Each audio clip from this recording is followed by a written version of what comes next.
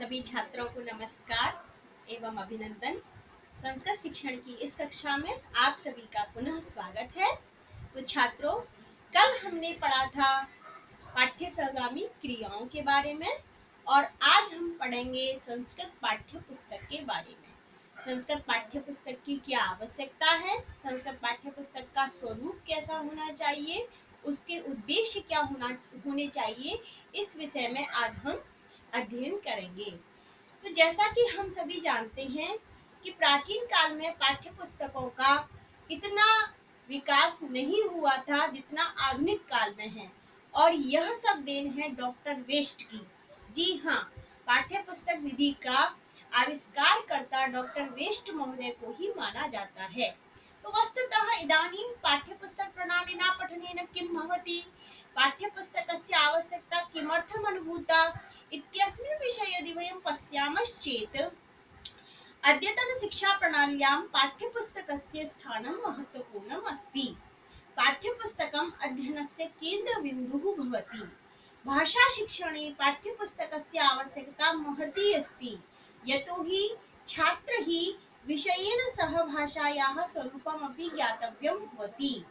तत्रापि संस्कृतभाषा कस्यापि मातृभाषा न भवति इति हेतोः संस्कृतविषये पाठ्यपुस्तकम् अनिवार्यं भवति।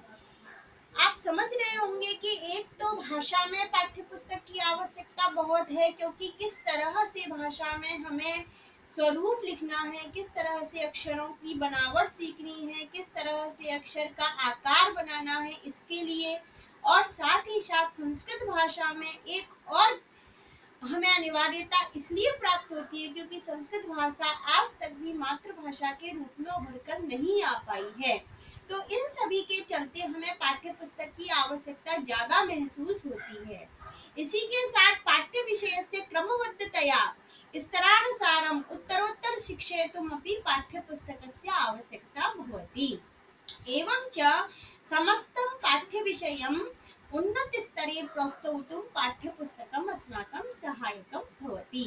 पूर्वनिर्धारितस्य विषयस्य अनुसरणम् अपि पाठ्यपुस्तकं करोति। अर्थात पिछली कक्षा में हमने क्या पढ़ा उसको आधार बना करके ही अगली कक्षा में जो है पाठ्यपुस्तक का नया रूप आता है। और पाठ्यपुस्तकस्थ अभ्यास ही अर्जित ज्ञानस्य स्थायित्वं संपादयितुं शक्यते। किस प्रकार से अर्जित ज्ञान से अभ्यास करके हम ज्ञान को संपादित कर सकते हैं कि एक बार शिक्षक ने कक्षा में पाठ्य पुस्तक के माध्यम से अध्यापन करा दिया, उसके बाद में जब हमें अभ्यास करना है, जब हमें स्वाध्याय करना है या कक्षा में दिया गया कोई गृह कार्य करना है, तो हमें फिर से उस चीज को पुनर्स्मरण करने की आवश्यकता होती है। और पुनर्स्मरण कराने में पाठ्य पुस्तक जो है वो महद उपयोगी होती है। इसीलिए इस पाठ्य पुस्तक के कुछ उद्देश्य भी निर्धारित किए गए हैं। यथा छात्राणां ज्ञानस्य सीमायाः विस्तारः, व्यावहारिक ज्ञान संपादनाय अभिप्रेरणम् अपि ददाति, विविध विषयाणां विभिन्न शैलीनां च परिचयम् अपि प्रददाति, कल्पना शक्तेः विकासं करोति, स्वाध्याय शक्तेः विकासं करोति, एवं च सांस्कृतिक आवश्यकतानां पूर्तिम् अपि करोति। कथं करोति? यत्र छात्राणां ज्ञानस्य सीमायां विस्तारः कथं भवति इति वयं वक्तुं शक्नुमः कि कक्षायाम् एकहोरात्मके काले तु शिक्षकः सम्पूर्णं विषयं वक्तुं न शक्नोति। अतः शिक्षकः महत्वपूर्णबिन्दून् वदति, तान् बिन्दून् आधारीकृत्य छात्रः पुस्तकसहायेन अर्जितज्ञानमपि बृहद्ज्ञानमपि प्राप्तुं शक्नोति। एवं च वारं सः तस्य अभ्यासेन व्यवहारे अपि तं ज्ञानम् आनयति। अतः पाठ्यपुस्तकस्य बहूनि उद्देश्यानि सन्ति। पाठ्यपुस्तकस्य इदानीन्तनकाले विशेषमहत्त्वं वर्तते। वस्तुतः न केवलं प्राथमिक स्तरे, न केवलं माध्यमिक स्तरे, उच्च स्तरे इतोपि पाठ्यपुस्तकानां महत्त्वम् अस्ति। यतोहि उच्च स्तरे केचन तु नियमित रूपेण पठन्ति, नियमित रूपेण विश्वविद्यालयं गच्छन्ति, परन्तु केचन रोजगारवशात् अथवा आर्थिक समस्या कारणात् प्रतिदिनं विश्वविद्यालयं नैव गच्छन्ति। तर्हि परीक्षा तु देया माध्यमं किम् अस्ति कथं पठनीयं पाठ्यपुस्तकमेव आधारः भवति पाठ्यपुस्तकम् अवलम्ब्य ते विषयम् अवगच्छन्ति एवं च सारल्येन परीक्षां लिखितुं शक्नुवन्ति प्राथमिकस्तरे तु इतोपि महत्त्वं वर्तते यतो हि छात्रः यदि अक्षरं न पश्यति तर्हि सः लेखनम् एव कर्तुं न शक्नोति अतः आदौ पाठ्यपुस्तकेषु अक्षराणि अपि न लिख्यन्ते आदौ चित्राणां तत्र संवर्धनं क्रियते चित्रसहायेन एव पाठ्यपुस्तकेषु वर्णक्रमः सम्बोध्यते भाषा हिन्दी भवतु संस्कृतभाषा भवतु आङ्ग्लभाषा भवतु अथवा अन्य कापि भाषा भवतु सर्वासु भाषासु पाठ्यपुस्तकस्य प्रणाली एका एव विद्यते इदानीं पश्यामः पाठ्यपुस्तकानां प्रकारविषये कति प्रकारात्मकानि पाठ्यपुस्तकानि भवितुम् अर्हन्ति तर्हि वस्तुतः पाठ्यपुस्तकानि द्विधा भवितुम् अर्हन्ति सूक्ष्माध्ययन पाठ्यपुस्तकानि विस्तृताध्ययन पाठ्यपुस्तकानि डिटेल्ड बुक्स एवं च नॉन डिटेल्ड बुक्स सूक्ष्माध्ययन पाठ्यपुस्तकेषु किं भवति एवं च तत्र विस्तृत अध्ययन पाठ्यपुस्तकेषु किं भवति इत्यस्मिन् विषये यदि चर्चा क्रियते तर्हि सूक्ष्माध्ययन पाठ्यपुस्तकेन गंभीर ज्ञानं भवति एतेन छात्राणां शब्दभण्डारस्य वृद्धिः भवति भाषा ज्ञाने वृद्धिः भवति सूक्तीनां लोकोक्तीनां च परिचयः अपि प्राप्यते विभिन्न प्रकारक स्पष्ट ज्ञानम् एतेषाम् उद्देश्यं भवति एतेषाम् अध्ययनेन सह कवीनां लेखकानां विचाराः अपि ज्ञायन्ते विस्तृत अध्ययन पुस्तकानि इत्यनेन किं भवति एतेषां प्रयोगः वस्तुतः द्रुतवाचनाय क्रियते अत्र सरलभाषायाः प्रयोगः भवति बालानां शीघ्र वाचनेन अर्थावगमनस्य अभ्यासः एवं एतेषाम् उद्देश्यं भवति अतः सूक्ष्माध्ययनेन वयं विषयस्य अतिसूक्ष्मातिसूक्ष्मम् अंशं ज्ञातुं शक्नुमः तस्य विषयस्य गूढं रहस्यं किम् अस्ति इति ज्ञातुं शक्नुमः एवं च विस्तृताध्ययनेन यदि अस्माभिः तत्र पठनं शीघ्रं करणीयं तर्हि विस्तृत अध्ययन पाठ्यपुस्तकानां प्रयोगः क्रियते इसको आप इस तरह से समझ सकते हैं कि किसी विषय को यदि हमें बारीकी से समझना है तब हम सूक्ष्म अध्ययन पाठ्यपुस्तकों का प्रयोग करते हैं और जिस तरह से यदि उपन्यास है निबंध है तो इनको हम क्या करते हैं द्रुत गति से इनका वाचन करते हैं द्रुत यानी कि शीघ्र अर्थात शीघ्र ही शीघ्र कभी कभी हमारा ओष्ठ स्फुरण अर्थात होठ भी नहीं चलते हैं और हम मन के अंदर ही अंदर उस पूरी पंक्ति को दोहरा लेते हैं तो इस तरह का जो द्रुत वाचन किया जाता है उसमें विस्तृत अध्ययन पुस्तकों का काफी सहयोग होता है इसके साथ ही यदि पाठ्य पुस्तक निर्माण कैसे किया जाए पाठ्य पुस्तक निर्माण के क्या सिद्धांत हैं इसके विषय में यदि हम बात करें तो पाठ्य पुस्तक निर्माणस्य सिद्धान्तानां विभाजनमपि द्विधा कर्तुं शक्यते एकः भवति आंतरिक पक्षः अपरः भवति बाह्य पक्षः यानी कि इसको हम दो तरह से समझना चाहिए कि अंदर इसमें गुणवत्ता लाने के लिए हमें किन किन चीजों पर किन किन तत्वों पर ध्यान देना है और बाहरी मुखावरण पृष्ठ पर गुणवत्ता लाने के लिए हम किन किन चीजों पर ध्यान देंगे तो इसी के चलते हमने दो भागों में से बांटा है जब हम आंतरिक पक्ष की बात करते हैं तो आंतरिक पक्ष में कई बिंदु हैं जैसे सोद्देश्यता स्तरानुगुणता व्यावहारिकता रोचकता वैविध्यता विषय वैविध्यम आधुनिक विषयाणां समावेशः उपयुक्तता अभ्यासाः व्याकरण कार्यम इत्यादि और यदि हम बाह्य पक्ष के बारे में बात करते हैं तो पाठ्यपुस्तकस्य आकृतिः पाठ्यपुस्तकस्य स्वरूपं संपादनं चित्रणं मुद्रणं नाम आवरणम एवं च मूल्यम इस प्रकार से आंतरिक रूप से जाएंगे तो सबसे पहले जो है सोउद्देश्यता अर्थात पाठ्यपुस्तक उद्देश्यपूर्ण होनी चाहिए प्रयोजनम अनुद्देश्य मंदो अपि न प्रवर्तते कोई भी चीज बिना उद्देश्य के नहीं लिखी जाती है तो आपका उद्देश्य निश्चित होना चाहिए कस्याः कक्षायाः कृते इदं पाठ्यपुस्तकं भविष्यति, पाठ्यपुस्तके के अंशाः भविष्यन्ति। पुनश्च वैविध्यम्, यदि अस्माभिः सर्वप्रथमं वर्णानाम् आकारः स्वीकृतः तर्हि ततः परम् अस्माभिः वर्णात् किम् आगच्छति, पदं, पदात् किम् आगच्छति, वाक्यं, वाक्यात् किम् आगच्छति, अनुच्छेदः। अतः अस्माभिः विविध अंशानां विविध उदाहरणानाम् एकस्मिन् अंशे एकस्मिन् पाठे यानि उदाहरणानि अस्माभिः स्वीकृतानि तान् विहाय अन्यानि उदाहरणानि अस्माभिः अत्र स्वीकर्तव्यानि भवन्ति।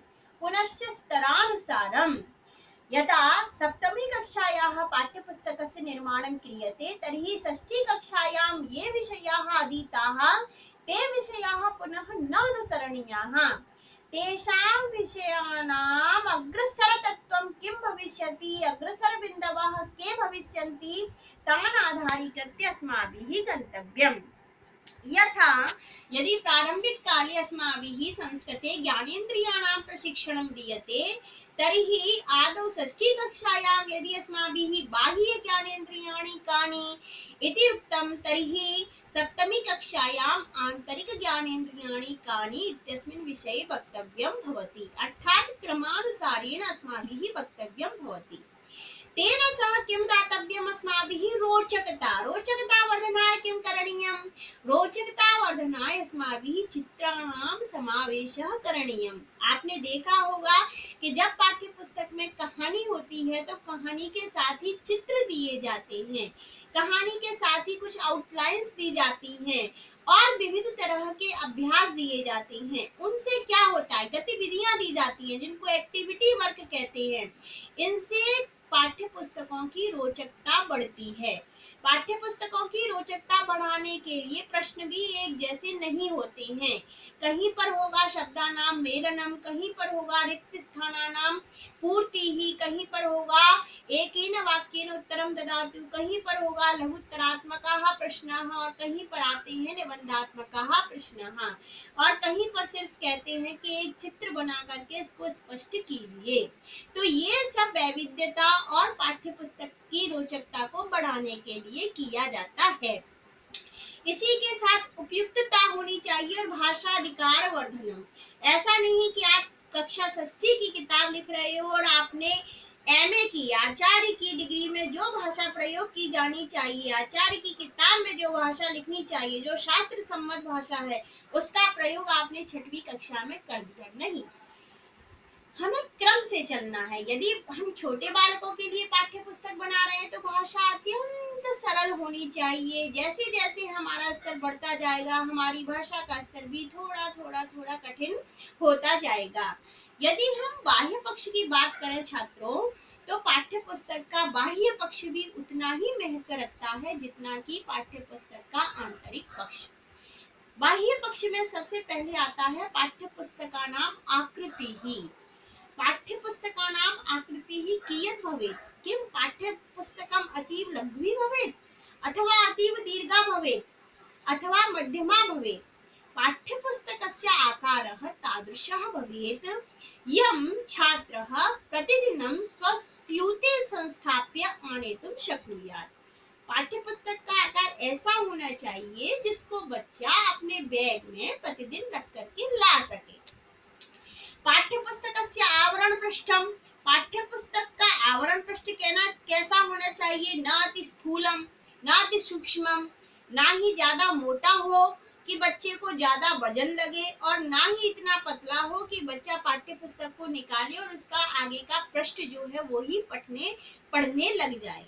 इसी के साथ एक और इम्पोर्टेंट बात है चित्राणि। पाठ्यपुस्तकस्य कवर पेज मध्ये, फ्रंट पेज मध्ये, मुखपृष्ठ मध्ये कानि चित्राणि अस्माभिः तत्र स्थापनीयानि। यदि अस्माकं पाठ्यपुस्तकं संस्कृतस्य भवति तर्हि किम् 1 2 3 4 इति अस्माकम् आगमिष्यन्ति चित्राणि, अथवा अ आ इ ई इति आगमिष्यन्ति, अथवा उच्च स्तरस्य पुस्तकं भवति तत्र लघुबालकानां चित्राणि आगच्छन्ति। एतत् सर्वम् अस्माभिः सम्यक् चिन्तनीयम्। यदि लघु छात्राणाम् अस्ति तर्हि विषय पुरस्सरं, संधिज्ञानम् अस्ति, समासज्ञानम् अस्ति तर्हि तत्पुरस्सरम्। यदि कवीनां ज्ञानम् अस्ति तर्हि ऋषीणां कवीनां चित्रपुरस्सरम्। अस्माकं लघुबालकानां चित्रपुरस्सरं तस्य पुस्तकस्य आवरणपृष्ठं निर्मातव्यम्। यदि ज्येष्ठानां कृते अस्ति, उच्चस्तरीय छात्राणां कृते अस्ति, तर्हि अधिकाधिकवर्णयुक्तं मुखपृष्ठम् अस्माभिः नैव करणीयम्। मुखपृष्ठम् अतीव सरलं भवेत्। केवलं पाठ्यपुस्तकस्य नाम, लेखकस्य नाम इति सम्पादयामश्चेदेव सम्यक् भवति। अतः स्तरानुसारं छात्राः वर्णेन अतीव आकृष्टाः भवन्ति।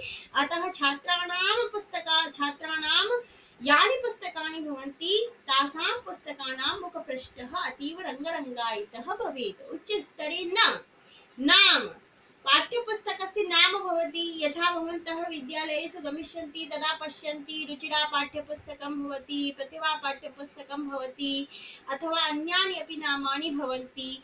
तर्हि किं नाम देयं, येन छात्राः आकर्षिताः भवन्ति इति अपि अस्माभिः सम्यक् चिन्तनीयम्। तथा परं भवति मूल्यं। पाठ्यपुस्तकस्य मूल्यविषये अपि चिन्तनीयं। पाठ्यपुस्तकस्य मूल्यं तथा भवेत् यत् सर्वे छात्राः क्रेतुं शक्नुयुः, न अधिकं नैव च अतीव न्यूनं। केषुचित् सर्वकारीय विद्यालयेषु तु सर्वकारः दास्यति, अतः चिन्ता नास्ति। परन्तु ये निजी विद्यालयाः भवन्ति तत्र सर्वकारः नैव दास्यति। निजी विद्यालयेषु अपि सामान्यजनानां बालकाः अपि पठन्ति, अतः ते अपि क्रेतुं शक्नुयुः। तावत् मूल्यं पाठ्यपुस्तकस्य भवेत्। उच्चस्तरे अपि पाठ्यपुस्तकस्य मूल्यं सामान्यमेव भवेत्, अधिकं न। यतोहि सर्वविधप्रकारकाः वर्गीयाः छात्राः उच्चस्तरे अपि पठन्ति। एवं प्रकारेण छात्राः, अहं चिन्तयामि भवन्तः अवगतवन्तः स्युः यद् पाठ्यपुस्तकस्य महत्त्वं किम् अस्ति, पाठ्यपुस्तकस्य कानि उद्देश्यानि सन्ति, कतिविधाः पाठ्यपुस्तकानि भवन्ति, एवं च पाठ्यपुस्तकनिर्माणसिद्धान्ताः के सन्ति। अग्रिमकक्षायां वयं पुनः पाठ्यपुस्तकेषु सम्प्रेषणोपागमः एवं च पाठ्यपुस्तकेषु संरचनात्मकोपागमः कथं क्रियते इत्यस्मिन् विषये पठिष्यामः। तावत्पर्यन्तं विरमामि। नमस्कारः।